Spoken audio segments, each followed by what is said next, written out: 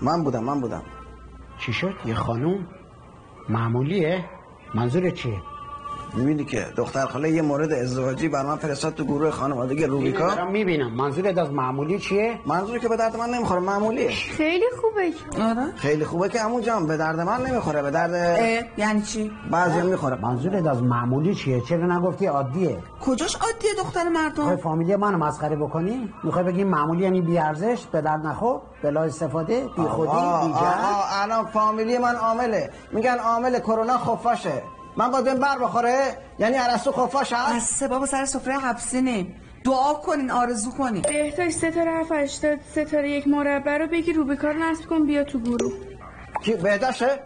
من اجازه نمیدم این مجرد بچه بیاد تو گروه. بابا بس سال داره تحویل میشه. 4 3 2 1 نه روزی اصلا نه. امسال روزی تبریک عرض میکنم خانواده معمولی عادی، ببخشید عادی.